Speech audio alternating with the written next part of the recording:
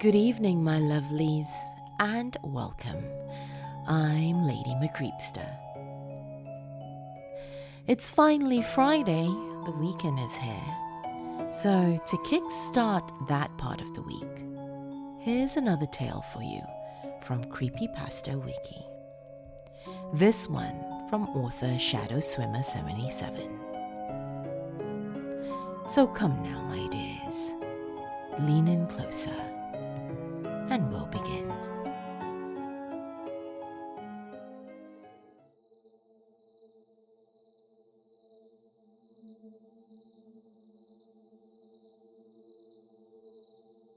Flat on my back, I wake in total darkness. Where am I? What the hell happened to me? It's so hard to remember. Was I driving? My memories are muggy. It feels like I'm coming off the worst hangover ever. Confused images and sounds flash through my head like pieces of a jigsaw puzzle tossed in a blender. There's a country bar I go to on Thursdays. Toby Keith playing on the radio, blinding lights flashing like a strobe. My red Ford pickup driving down Route 22. A deep, thrumming sound, crushing in its intensity. Screams, a sexy little brunette leaning over a pool table. It seems like she should be familiar. Sarah. The name comes to me from somewhere out of the recesses of my mind. That's right. Her name is Sarah. We've been hooking up for a while, but really only started getting serious a couple of months ago. Was she with me? I try to move, but I can't. With dawning horror, I realize I can't even feel my limbs. Oh God, oh God, oh God, oh God, no, I cannot be paralyzed. Jesus, did I get in a car crash? Did I break my fucking neck? No, this can't be happening. Without warning, the lights turn on, so intense it's all I can do not to cry out. I can't identify the source. The light is coming from everywhere and nowhere. I try to close my eyes to shield them against the piercing brightness, but I find I can't even manage that. What the fuck? Even quadriplegics can blink, can't they? Jesus, what is this shit? My eyes start to water and I feel a scream building in my throat as the light pierces my head like an ice pick. Movement catches my eye and a figure stands before me. It's Sarah. Wait, what? I'm lying down. I have to be. I can't feel my freaking legs. How is she standing in front of me? Hello, David. Sarah smiles at me. I imagine you have a few questions. Did you do this to me? What the hell is going on? I try to scream, but my voice is as unresponsive as my eyelids. Not so loud. I can hear you just fine. Sarah smiles again. We don't have much time, so I'll try to give you a quick overview. We've been watching you for a very long time, David. You possess certain genetic traits that are incredibly interesting to us. Nothing you'd notice unless you had someone map and analyze your genome, and even then, you'd need to know where to look. But the potential in your genetic code, in a planet of over 6 billion people, only a few thousand possess the specific sequences you do. Just a few small sparks in a yawning abyss of mediocrity. Your many times great-grandchildren would ultimately provide mankind with its extraordinary next revolutionary leap, ushering in a new dawn of humanity. Lights to ward off the coming darkness.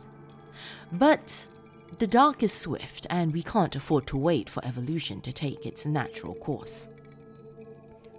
What are you talking about? Did you drug me? Why can't I move? Our technology is significantly more advanced than anything you're familiar with. You are currently being held in stasis because it wouldn't do for you to damage yourself. A strange, multi-armed machine appears beside her, each appendage capped with a wicked-looking instrument. I can't identify the function of any of them, and I'm pretty sure I don't want to. The necessary techniques to harvest your DNA are rather invasive and extremely uncomfortable. Even more unfortunate is that anesthesia interferes with the data manipulation. But we are almost out of time. She pats my forehead, which I chillingly realize I can feel perfectly. David, I truly regret the suffering you are about to endure. If it is any consolation to you, please know that you will be contributing to the greater good.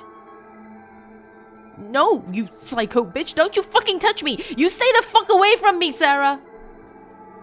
Oh, I'm sorry, David. I only took this form because I hoped it might do something to calm you. She moves out of my line of sight. We have Sarah in the next room. Clicking and whirring, the instruments on the machine come to life and slowly, agonizingly extend towards me. The pain hits like a sledgehammer to the back of my skull. It feels as though every nerve in my body has been simultaneously lit on fire. Incredibly, rather than subsiding, the pain only intensifies until there is nothing else. I become pain. Can't scream. Can't think. Can't. I'm awake. Awake. No, the wake. The woman in white. Compared to the other pain, the still blinding light is almost forgotten. Finally, I identify its source. 2 spheres burning like miniature suns at eye level. They float closer, so close that I can't see anything else. Close enough to burn, close enough to... David, watch out! Sarah's scream startles me and I swerve, narrowly avoiding an oncoming semi. Somehow I must have drifted lanes. Did I fall asleep at the wheel? Nerves frazzled, I pull over to the side of the road. My hands are shaking. On the radio, Toby Keith and Willie Nelson are singing about giving beer to their horses.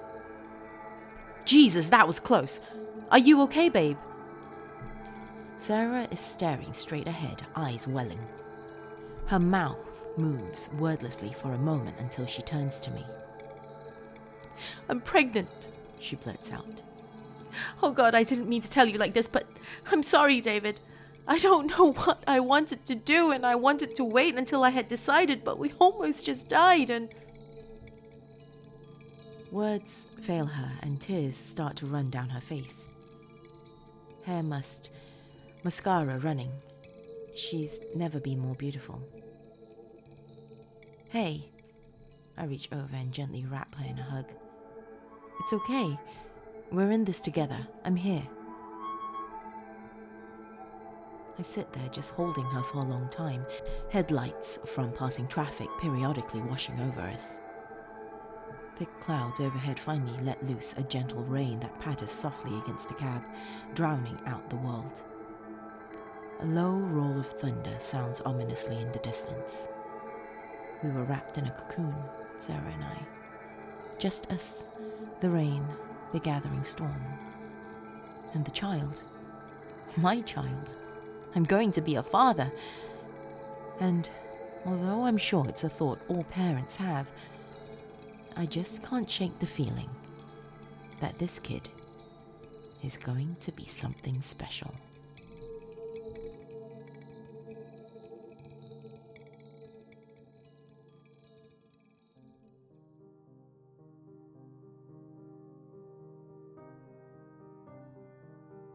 Thank you for joining me this evening, my dears.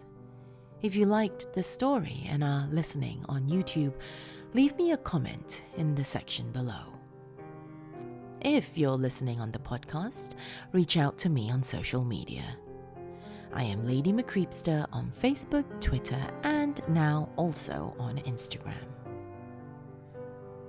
If you have story recommendations or have a story yourself you'd like to submit for consideration of this channel, send it to lady.mccreepster@gmail.com. Though I cannot guarantee every story submitted will be produced for this channel, I do promise you I will read each and every one of them. To my dark family on Patreon, thank you for all your support. If you too would like to become part of our little family, go to patreon.com/ladymccreepster, as even $1 a month really does help go a long way.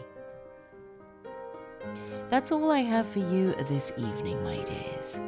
Till next time, sweet dreams.